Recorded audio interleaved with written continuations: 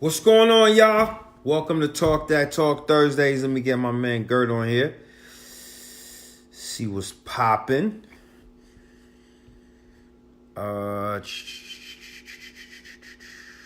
David Girton. There you go. Front and center, baby. Beny. Thursdays, 8 o'clock. I'm on time, B. Waiting for Gert to get on. How's everybody doing? Angela, I see you. Deanna, what up? What up? Got some people checking in already. Gert is definitely not checking in right now. Try him again. Oh my gosh, this guy. What is he doing? All right, y'all. I gotta start this over again. What's up, Deanna? I gotta start this over again. Gert is not on for some reason. Hold on. Let me see if I can bring him on. There You already started over. Yeah. What's going on, brother? Chilling. All right. Look like we. So, What's up, y'all? What's up, good people? Right? We got some folks. Right I'm now, gonna disappear for 1 second. Says, what's One up? second. Jane says, "What's up?" Carrie Ann, what up? What up? What up?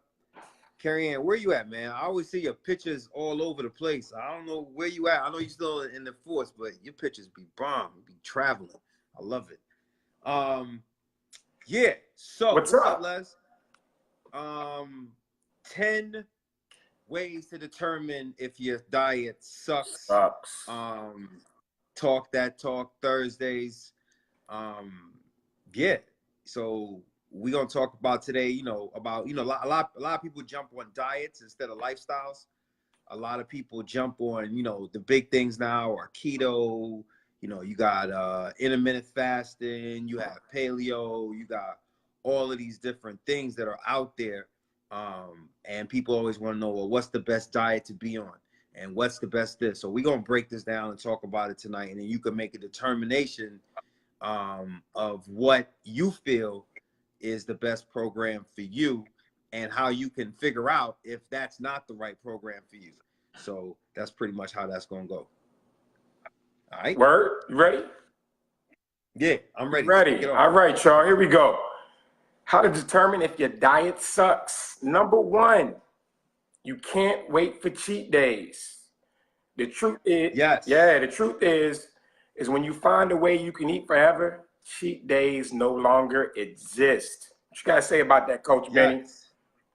So if you're sitting around and it's Monday through Thursday and you're already on Monday, you meal prep your meals on Sunday, and then Monday come around and you already like, oh my God, when is my cheat day? Or you sitting around and you feel like you are just deprived of life, right?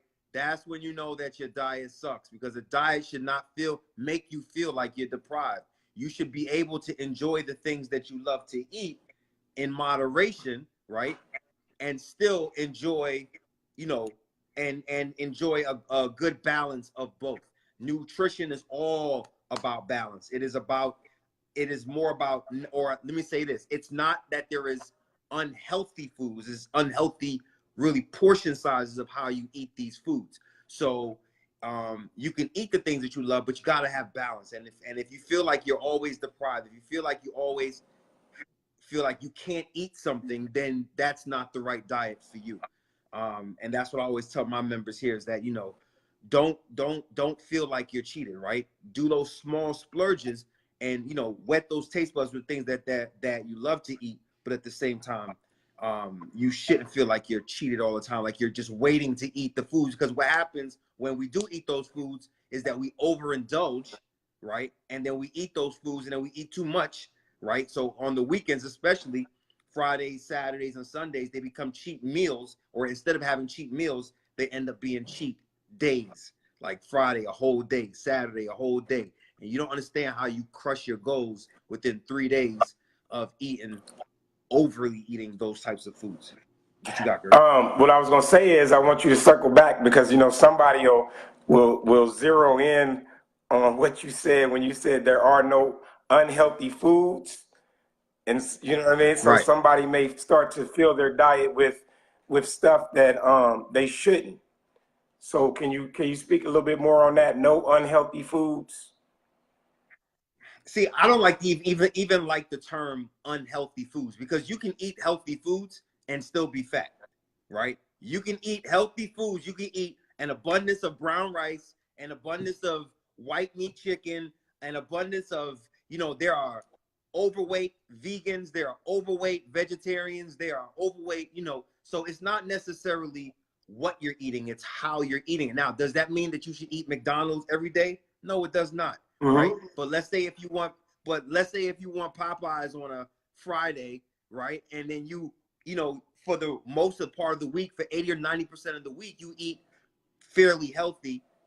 It's okay to indulge in those things here and there, right? So you got to have balance, right? You shouldn't feel like you are just totally, completely deprived of the things that you want, but you shouldn't overindulge in those things either. And I like the word that you said, that you used. Somebody that did a workshop for us, she flipped it for us and advised us to stop using the word cheat, because it just puts the wrong connotation in your head. And you said the right word, indulgent, right? So Right. if it's indulgent, all right, I'm gonna have an indulgent meal. I'm gonna enjoy this. When we think cheat, automatically we've just been conditioned to think cheat is bad. You know what I mean? Right. Especially people that are just coming on to this healthy lifestyle thing. So think indulgent, y'all. Indulgent meals, because we're all going to eat that stuff at some time or another. Something else you talked about, B, was meal prep. And what I find with a lot of people with meal prep, and you said when you were talking about how, at the beginning of the week, they're already like, about what they have to eat. I found that some people with meal prep, they get stressed out, because they literally have to spend their entire Sunday prepping for the entire week. So they lose a day. So they're stressed out or if they don't have time and they're like, oh, I don't have time to use my whole Sunday. What am I going to do? What am I going to do? Hey, y'all, healthy eating shouldn't be stressful. So just prep for a day or two, or just follow the model. If you don't have time to prep, just follow the model that you have for your healthy eating lifestyle.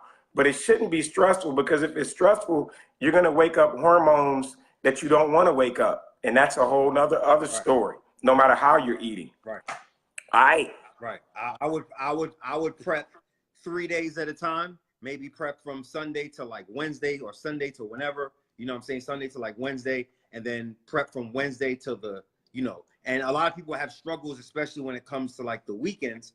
And when you're talking about the weekends, maybe you should prep for that as well, right? So if you're prepping from, Wednesday to Friday, or maybe on Thursday night, maybe you prep something for Saturday, Sunday, and you don't have to eat all of those days to be clean. You just say, okay, well, you know what? I know what my days are. I know 2 meals on a Saturday, or one meal on a Friday is not going to be the greatest. Saturday, I'm going to have 1 meal that's not going to be the greatest. Sunday, I'm going to have 1 meal that's not going to be the greatest. So you prep your other meals around those meals so that you're not overindulging and just killing the whole day. Because sometimes we'll eat and we'll be like, oh, to hell with it. I already ate something crazy. I'm just going to eat the rest of the day. And then what that happens is you load all the calories in that you were so starving yourself of Monday through Friday. Right. So, you know what I mean? So you just got to kind of prep for that.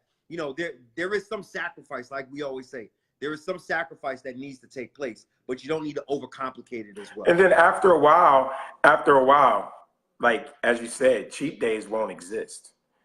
You'll be eating so right that your body's going to start to feel a certain way, that when you do go too indulgent, you go way over, your body's going to let you know.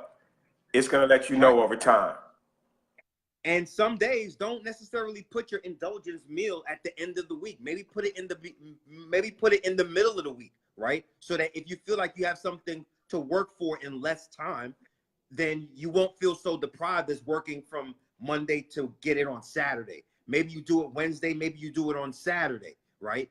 But that's not going to kill you. Those 2 indulgence meals aren't going to kill your entire weight loss journey if you just have one here and one there. But when you try to kind of, and then sometimes we try to stack them up, when you get that taste, it's a wrap. Like, it's a wrap, right? So, you know, you got that taste, you know, you're going to have it tomorrow and then Sunday and the rest of the day, it's like this. But if you kind of spread it out a little bit, put it in there like a Wednesday, okay, cool.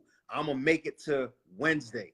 And then when I make it to Wednesday, cool. I'm a look forward to it. And it's more like something to look forward to rather than something that you're depriving yourself of. And I dig that. You know, I dig that, moving it around and not just putting it on a certain day.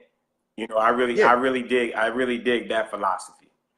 All right. Yeah, because if you stack it on days, because also if you stack it on days where you don't have a plan, it's harder to get back on track. If you put it on a day where you have a plan, it's easier to get back on track because you're at work or you have meals lined up for the rest of the day. Those things help as well. Bet. All right, y'all. Number 2, you're afraid of going out for friends because you may fall off or jump off the wagon. A sustainable diet has no wagon to fall off of. Yeah. Everybody hates that person that when you go out with them, they're like, oh, I can't eat that because I'm on a diet. Oh, they always order the salad. No matter where they go, they always order the salad, right? You hate to be that person. You hate that kind of stress. That's not a way to live, right? Like a diet shouldn't be something where you can't go out and enjoy company. Like that's what the whole building a lifestyle is around. It's about enjoying the company you keep. It's about being happy. And if you always have to have this bad attitude or negative connotation with food, then you create negative relationships with the things that you eat. And when you create negative relationships with your food, that's how say that again, B. Negative relationships. Say that part again. Yeah, when you start to create negative relationships with food, that's when you start to gain weight. You start to overindulge. You're afraid to eat. I've sat with many of people who tell me like they're afraid to eat certain things because they feel like it's going to make them fat. That's all up here because of the negative psychology that we create when we are relating that with food, and it should not be that way. And again, on number 2, you hit on it again as far as stress. It shouldn't be stressful. Going out to eat with your friends should not be stressful. Again, it's gonna get hormones going that don't need to be going, and they're just gonna battle with all the healthy stuff that you're doing. And not just that night, it's gonna be for a while. All right. Number 3. Cool. Wait, we got some people in here making comments. What they got? Making comments. Nita says, I never deprive myself of anything. I just learned how and how much. Lisa says she meal preps equals Saturdays and Sundays. So that's a good idea too. Sometimes when you prep your foods, you prep it on the Saturday, cook it on the Sunday, saves a little bit of time too. Like when that's a good idea. You know, season your meats when you season your meats and things like that the night before, cook it the next day, then you don't spend your or even when you get your groceries home, before you even put them away, if you can like chop your vegetables, and if you're gonna chop meat or something like that, do it before you even put them away. That saves a step right there. Yep. Nikki says, I struggle on the weekends. I don't like to meal prep. Yeah, Nick. So I believe I told you this too. Like you have to have a plan for the weekend, right? Even if you don't want to meal prep on the weekend, maybe even if you just track your foods on the weekend just to see that you're not over consuming on calories. Maybe that's a better way for you if you don't want to necessarily do meal prep on the weekdays. You know what I'm saying? Just make sure that you're not going over a certain amount of calories or tracking your macros, whatever that is. Figuring out a plan on the weekend so that you can sustain for those 3 days. The deal is to have a plan though.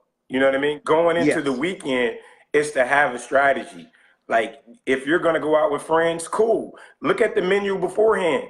That's what I tell clients. Actually look at the menu beforehand. Look at what you're going to have. And if you're going to have something indulgent, say if you're going to have a dessert, like most times the dessert is a portion and a half, 2 portions, sometimes 3 portions. Share that with someone. That even adds to the social aspect of you going out. The meals, If you're going to get an indulgent meal, it's, again, the portion size is usually out of control. Split it right down to half. As soon as you get it, tell your waiter, waitress, hey, pack half of this away for me so that I can carry it home. And then you can eat it. If you're going to eat another indulgent meal on Sunday, you already got it. It's planned. For sure. For sure. Nikki says, I'm good until Friday and Saturday night. I love my wine and my mimosas. Yes, Nikki. Or you got to make some type of sacrifice because them wine and them mimosas, them added on packed up calories. Gonna kill you right calories. There. Empty calories, yo. All right, cool. Number three. A whole bunch of stuff on there. You ready? Try to get around this that later. Number three. You look at your food most meals and wish you were eating something else.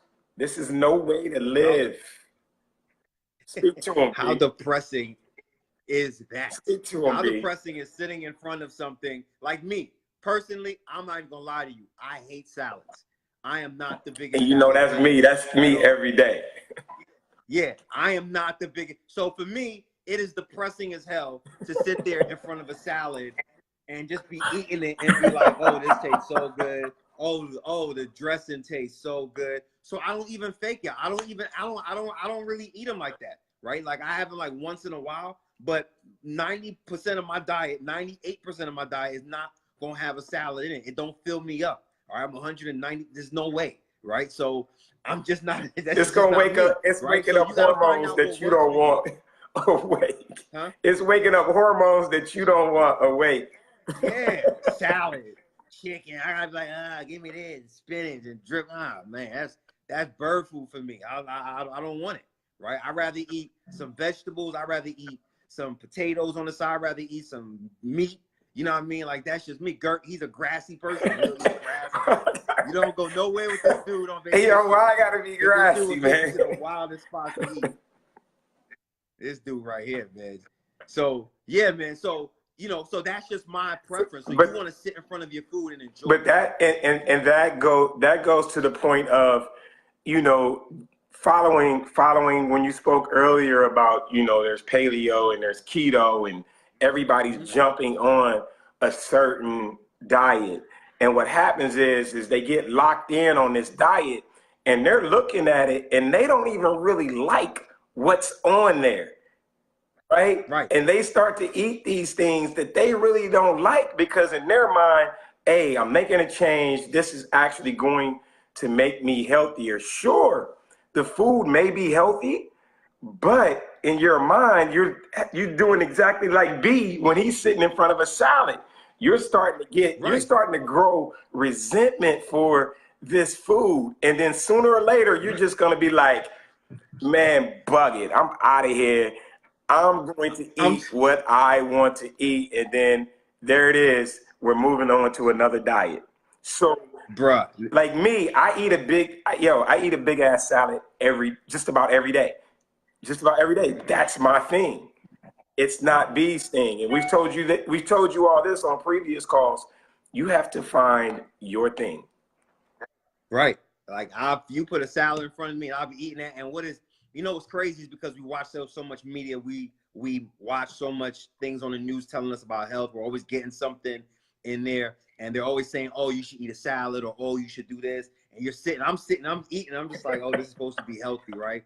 This is supposed to." And then I'll be looking at somebody else, and I'm like, "Man, give me that damn burger real quick, man, or give me that plate or something." You know what I mean? Because it's just not my thing. It's just not that. And like I said, Gert and I are total opposites on this. When we go out places, when we travel. He's that dude, right? Like he take us into a breakfast spot and I'll be like, yo, I'm not eating this grassy shit. Like I'm not messing with it. Right? Yeah, am I right? Hey, but see, that just goes to show you everybody's soul food is different. You know what I mean? Because we're all different people. So you have to find the healthy soul food that works for you. Absolutely. So that you're not, again, stressing. All right. Number 4, you identify certain foods or food groups as totally off limits. This just isn't sustainable. Yes. So let's talk about it real quick. How many times have you heard somebody say, I don't eat carbs, right? Or they say, I'm on a low-fat diet. or they say, you know, I don't this, like they totally eliminate, like, you know, like I don't eat fats, or I don't do this, or they like, don't they eat totally fruit. eliminate, yeah, or I don't eat fruit, or I don't do this, right? They totally eliminate food groups, and you need those three. Every time you're sitting in front of a plate, you should have three main macronutrient components in front of you: a carb, a protein, and a fat, right? And you can get your proteins from not only meat sources, but there are other sources to get it from. Your vegetables, you have that can provide you your carbs. You have your fruits that can provide you your carbs. Then you have your starchy carbs that also can provide you carbs as well. And then you have your fats, which is also great for your secondary source of energy as well. So, you know, all of these macronutrients play a role. So when you eliminate one of those, right, when you say that I'm not eating carbs, you're eliminating your primary source of energy. So when you start feeling sluggish, when you're foggy in the brain, when you don't have the energy to do certain things, you know why, right? I don't care what diet you want. There should not be an elimination of a food group. If you find that, then you know you're not on the right thing. Yeah, and then, you know, carbs, you know, that's just a whole that's probably a whole nother conversation about carbs, because when people say they're eliminating carbs, carbs are your energy source, right? That's right. What I mean, you get energy from all of them, but your body goes for the carbs first. So when you say, hey, I'm not going to eat fruit, or I'm not going to eat vegetables, when your body breaks down fruit really fast so that they can use it as energy. So if you say, hey, I'm just going to eat meat and this. No, how long does it take, B, for your body to break down that meat and then actually use the nutrients? That's why you need, as B said, you need the balance. You need to be pulling from all of them and not just one or two. Yeah. You can't have a diet that automatically says that, oh, I don't eat this, or I don't eat, you know, carbs. Like, what? Like, what do you mean you don't eat carbs? Right? Like, who don't eat carbs? Right? Oh, I don't eat fats, or like, no, like, you gotta have those things. All of them have a purpose. They serve your brain a purpose. They serve your muscles a purpose. They serve the transportation of different things in your body. Those service fats have a lot to do with like vitamins and essential things flowing. So you gotta have those things. So if you have a diet that cuts one of those ingredients out, then you automatically know that that's a red flag. That's probably something that you shouldn't do. And again, the word comes up. You're stressing your body in some way. It's gonna happen. So stress, y'all. Stress. We want to stay away from stress as much as possible, because stress is the silent killer. We don't always know it's coming, but when it shows up with a heavy hammer. Killer. All right. Yes, sir. Number 5. Your diet requires you to eat the same thing all the damn time, and your tongue hates your ass. Yeah. How many of y'all go meal prepping and y'all stick to the same old basic ass chicken, broccoli, rice, beans, broccoli, and your coaches or your trainers, they give you these bodybuilding diets of, you know, 2 gallons of water, 5 ounces of fish, 6 ounces of chicken, 3 ounces of sweet potato, and every day you're eating this, you're like, oh my God, this sucks, right? That's not how you should want to eat, right? That's not of health. That's not something that's sustainable, right? You shouldn't be eating like you're training for a bodybuilding competition, right? Your palate, your tongue, God gave you taste for a reason, right? And you should be able to be flexible with that. So finding these great healthy recipes and finding different things to squeeze them, you know, have fun with your food. Your food should be colorful. Your food should be rich. Your food should have a lot of these things. If you're dealing with a coach who's consistently feeding you these bland bodybuilding type workout diets, that's going to have you losing all of this weight extremely fast. And the minute you stop, you put it all back on. That's not sustainable for you. That's not something you should be doing. If it leaves you feeling hungry, your mouth all white all day long, your breath stink, it's a problem, right? It's a problem. So that I don't have much to add on to that. You were very colorful with that. But what I will say is you know, I'd encourage everyone to get away from the word die it, right? Because it starts with DIE. You know, it's just a healthy way of eating. Don't even think diet. That's a word that they put in our head, and we're conditioned to think that we always got to be on some type of diet. And normally, when we think diet, we think restriction. And as B said, it should be colorful. It should be an experience. It should be fun. Like cooking should be like love. When you're cooking your food, when you're eating your food, when you're experiencing it, when you're tasting it, and when you're eating off a bodybuilding plan, because speaking of a bodybuilding plan, I had someone come to me and they actually brought the plan from the other place. And I'm like, okay, let me check it out. B, on the plan, they were literally, like you said, they were eating the same thing for like 2-3 meals a day for like 5-6 days in a row. Breakfast, lunch, and sometimes dinner, they're eating the same damn thing. I can't do it. Hey man, that sparks back to the word, like, it's not sustainable. What are you gonna do? No. What are you gonna do after that 3 months or after that 6 weeks or whatever that diet plan is? What are you gonna do after that? You're certainly not gonna eat broccoli and chicken breast and a sweet potato with nothing on. You ain't no butter, no coconut oil, no nothing, no cinnamon, no nothing. You're not going to eat that way. They just use a spray joint. They be like, spray olive oil. Oh my God, get out of here. And you're not going to eat that way. You have to eat in a way that's sustainable. Period. Yo, before we go on further, make sure everybody, if you're loving this talk right now, make sure that you go and share it right now with your friends and somebody else who needs to hear this talk. So make sure that you're sharing this with your people right now. It helps us to spread the word out to people and get this message out. Nikki says, what do you think about the keto diet? Here's what I think. Here's what I say when everybody else asks me what I think about the keto diet. What do you think about the keto diet long-term for you, right? If it isn't something that you can sustain long-term, then it isn't for you. It's a fad for you. But if you feel like you can do keto and you can do it for the rest of your life, go on ahead. But if you feel like you can't do it, it's something you're going to do for 28 days, 30 days, whatever the time frame, then it's not for you. Something that's good for Gert is a fad for me, right? That's how I look at that's how you should look at it. At the bottom of every nutrition plan, it comes down to one thing: portion sizes, right?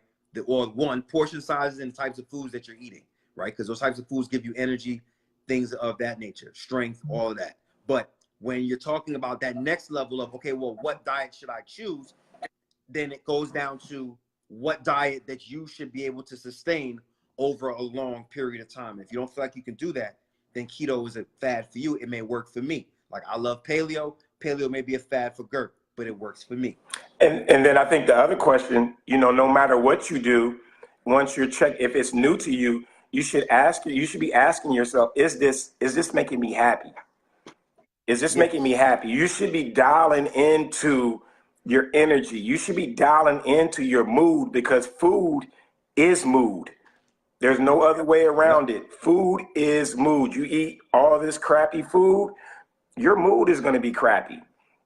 So you need to dial into that stuff as well. All right, y'all. Number 6. And then she just now said, and then she just now said, I did it for a month, but I can't do it for the rest of my life. There's your answer. It didn't make you happy. At the end of it, you weren't happy. Yep. You weren't happy. It may have worked, and don't get it twisted. All diets work because they're normally restricting something, and if you follow it, you're going to get some kind of results. But that's not the goal. The goal should never be just the results. The goal should be results for a lifetime, something that you can sustain, not just for 6 weeks, 12 weeks, 3 months, something that's going to carry you through the ups and downs year after year. That's what you should be shooting for. All right. Number 6, when you don't feel satisfied after meals, that sucks. Yeah, that sucks. Right?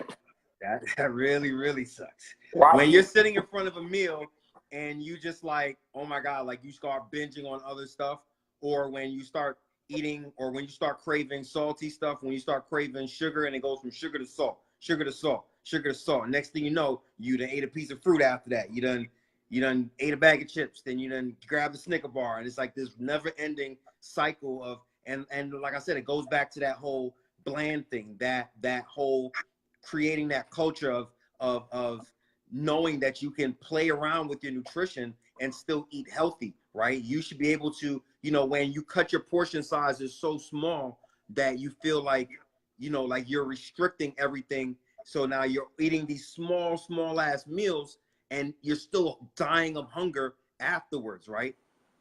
You shouldn't feel like, you should feel sustained after you finish eating. Give yourself like 20 minutes, right? 20 to 30 minutes after you finish eating. And if you, after 20 to 30 minutes of you eating something and having some type of a beverage, water preferred, and you still feel like, yo, I am starving, then you know, there's a problem. And I'm not satisfied, then you know that there's something wrong with the way that you're eating. Either you should be consuming more, or you need to change up the things that you're eating when you're eating. Talk about that a little bit more. Either you should be consuming more, because when people get on diets, they automatically think I have to eat less. So speak on that. Right. So when you're talking about eating more, right, the more active you are, the more food you should be eating, right? So if you're a person who's working out consistently 4, 5, 6 days a week, right, and you're eating, you're consistently pulling back, there is going to be a time where you're going to start to, the more active you become, the more your metabolism revs up, the more hungry you're going to be. So it's like driving a car, right? Your body is a Mercedes Benz, right? First things first, what kind of gas would you put in a Mercedes? Would you put 87 or would you put 93, right? So it's the same thing with your food. Food is fuel. Would you put 87 consistently in your car, or would you put 93, right? 93 is going to make you run at a higher octane, a higher performance level. 83 is going to have you running. It's going to have you running, but not at your maximum performance. So then when you put the gas in the car, are you going to put a half a tank to go from DC to Florida, or are you going to fill it up all the way, right? So if you're driving for a long stint, if you plan on driving at 80, 90 miles an hour, you're not going to drive to Florida on an empty tank or a half tank. You're going to fill that tank up. So the more you're going to push yourself, the more food you're supposed to eat. You're supposed to treat that Mercedes like a Mercedes and not like a Honda car. Ladies, don't be scared to eat. Anybody that's telling you to eat all these teeny tiny meals, no. If you're exercising 5, 6, 7 times a week, you should be eating a significant amount of food. Do not be scared of eating more.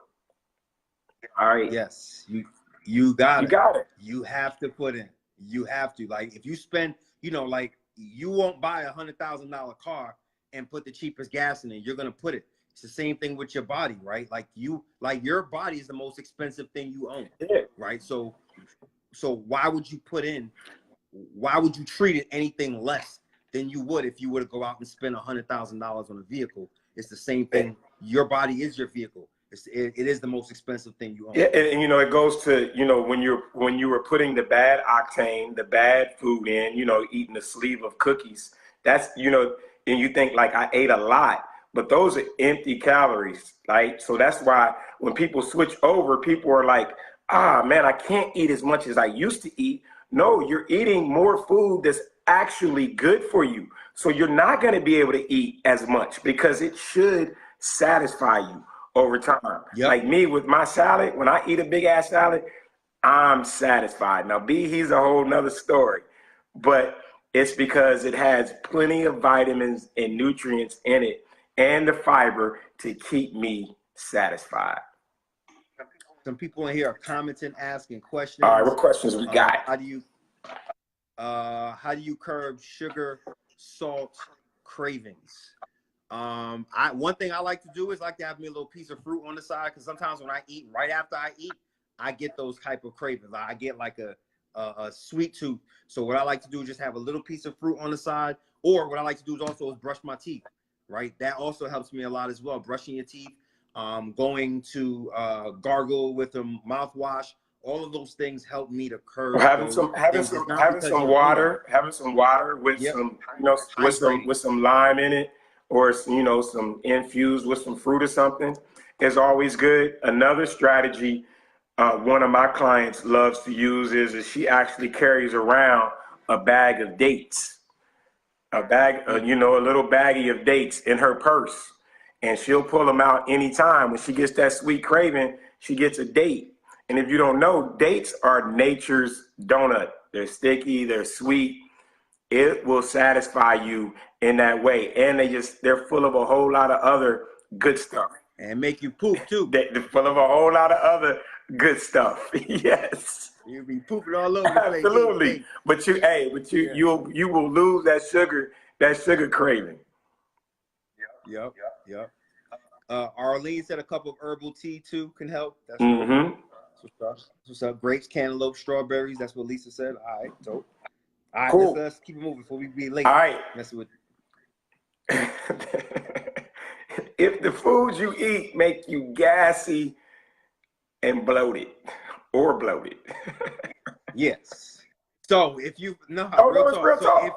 Yes. Yeah. So if you eat foods and automatically you start feeling really gassy, really bloated, then you know that there's something in those foods that are giving you a reaction that you should not be having. So a lot of us, when we eat things like milk or dairy products, we get that bloated sensation. A lot of foods that we eat cause inflammation as well. So you got to be sure that when you're eating some of these things and when you're feeling some of these things, then you know that, oh, you know what, I might not want to eat these certain foods because I get, it may bring on my arthritis. It may, it may cause me issues with my stomach. I feel real hard in the stomach. I feel really gassy. I'm farting it all the time. Like all of these things happen when you eat certain foods. So when you're eating them, you kind of got to take a step back and say, okay, well, these foods make me feel this way. And that's how you determine healthy from unhealthy foods, because what's healthy for Gert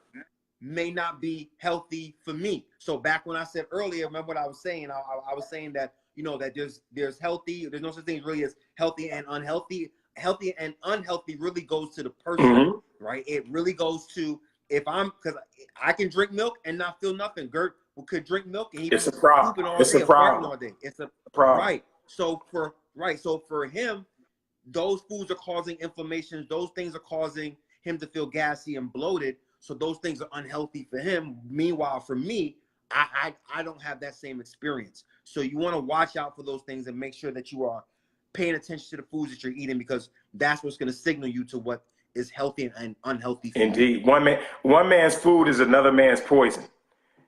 That's Absolutely. What we always have to remember is, as you said, just because it works for me doesn't mean that it works for you.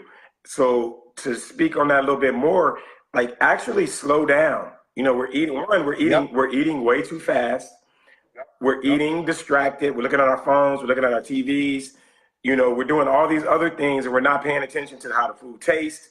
We're chewing it too fast or not chewing it enough. That leads to the being bloated and being gassy. And then we don't even recognize how it's really making us feel afterwards because we're on to the next thing. That's why when we talked about earlier, food should be an experience. It should be fun. It should be love. You should actually be dialing into, what is this food doing for me? It's giving me energy. Is it stealing in? Am I sleepy right afterwards? As you say, am I farting? Is my stomach blown up? Because I know me, if I eat a whole lot of wheat, man, I feel like I have a balloon in my stomach. So I don't eat that. That's poison for my body. You have to find out. You have to dial in, be cognizant of everything that you eat. And once you get a rhythm of that, then you're gonna know, all right, this is what works for me. All right, so do we stay on time? When your sleep sucks. Nah, we ain't gonna be on time. I already know we ain't gonna stay on time tonight. When your sleep, number 8, when your sleep sucks. So when you're eating certain foods, they could also affect your sleep. Like for me, I don't know why, but if I eat if I eat nuts before I go to bed, like I just don't sleep well. Like I just don't sleep well for some reason. They just keep me up. They give me these weird dreams, all kinds of stuff. Every time I eat nuts, and my grandma would say that when I was younger, she'd be like, "Don't eat that food; it'll make you have bad dreams." And I used to be like, "What are you talking about?" But as I got older, I started to realize that certain foods are, because if they have sugar in them, they give you that boost, or if they have caffeine or whatever the case may be, it starts to affect your sleep patterns. So you want to be careful of what foods you eat later on at night. Like I tell a lot of my clients that, like if you're going to eat the heavier starches, eat them earlier on in the day when you're burning more energy, when you're up and when you're more active, and when you're coming closer to your bedtime, lean out, right? Eat more vegetables, eat more protein, eat more fats, but leave a lot of the heavier starches for earlier on in the day when you're more active, because you're burning more energy at that time. So when you're eating a lot of food and then you go to bed, you eat a big plate of food and you go to bed, it can definitely affect the way that you sleep. Yeah, it's going to affect the way that you sleep, because your body, especially if you eat it a half hour, 45 minutes, even an hour, 90 minutes before you lay down to go to sleep, it's going to affect your sleep, because your body it's still digesting that food. So it's robbing you of, you want to get into that REM, you want to go into REM, you're like, man, I can't sleep. It's because your body is saying, yo, I need to stay up for a little bit because I need to digest this food, or you're feeling some type of way. You really have to be super careful about what you eat before you go to bed, and how soon or before you go to bed. Dial into that stuff. That goes to, again, being more cognizant of how foods treat your body. Yep. All right. Next up. Number 9, when you feel weak and lack endurance. Yep. So it goes back to that. Like, you know what I'm saying? Like, so when you're training, especially when you're training often, we kind of touched on it earlier, but when you're training and you're training high, especially if you're doing a lot of endurance training, if you're doing a lot of strength training, you want to be able to have things like carbs in your system, right? Because carbs are going to be that buffer in between your muscle and all types of stuff. So you want to make sure that you're eating according to your goals, right? You eat towards your goals. Food, even though it tastes amazing, it's really just fuel for our bodies. So you got to make sure that when you're eating certain foods, that you're eating the right types of foods, so that it's making you, or it's giving you that energy boost you need to actually perform the functional things that you do in your day, right? And then be able to perform. Now, I don't know if you ever noticed, they have this thing called the itis, right? So have you ever eaten foods at lunchtime, and then right after you finish eating, you feel sluggish, you feel tired, you feel drained, you feel like you want to take a nap? I know around Thanksgiving, every time I eat, the first thing I do right after I eat, within 20 minutes, lights. And that's not normal. Like that shouldn't be a normal thing. When I worked when we both worked in the corporate world, that was a normal thing. We all go out to lunch together and then get back to our desk, and everybody is struggling. Everybody's headed. That's when whoever asked about those cravings, that's probably when a lot of those cravings hit as well. So you have to be super careful about what you're eating throughout the day. Really keep a check on how the food is giving you energy, or is it stealing energy? Yep. All right. It's complete. Yes, man, we made it. Number 10, when it feels like a diet. We kind of covered this, but hey, this is a good way to close. When it feels like a diet and not a lifestyle. Great way to close. There it is. Case in point, like I said, whenever you choose to pick a nutrition program, the one thing you have to ask yourself, you have to sit there and you have to ask yourself one question: is this sustainable for a lifetime? Don't ask me if intermittent fasting is good for you. Don't ask me if keto is good for you. Don't ask me if paleo is good for you. Don't ask me if the South Beach diet is good for you, if Atkins, don't ask me about any of those things. All I want to know is it something you feel you can do Monday through Sunday and sustain that for 365 days in a year? If the answer is yes, go for it. If the answer is no, then it is not the plan for you. That is the main answer to all of the people who get on Facebook. Let me tell you something about Facebook too. It's the worst place to ask for nutrition advice, okay? Because everybody will tell you to do all these different things, but you gotta do what's best for you, y'all. Like, you really gotta pick something that you feel like you can do. That's it. That's it. That's a great way to close. You have to pick out what's sustainable for you. Remember, one man's food is another man's poison. Dial in. Whole foods. Say that again. Whole food-based foods. Whole food-based plans is what I like to tell people to do, right? If you're struggling with which one to pick, you go with what is whole food-based. And that's not something that's going to dump you with a lot of supplements, not something that's going to require you to take 20 and 30 pills and all eat the same thing, eat the same thing over and over and over and over and over and over. Right. Whole food-based meals, man. Whole food. Nah. Good food. The food that your grandmother and her grandmother, the food that they ate. That's the food that you should be eating. All right, y'all. We appreciate y'all. Make sure y'all share, like, all that. Invite your friends. Let them know that we're talking each and every Thursday. Talk that talk. Coach Beny, Coach Gert. We appreciate y'all. Y'all be good, y'all. Next week, Thursday, 8 o'clock, y'all. We back. All right, y'all. All right, peace.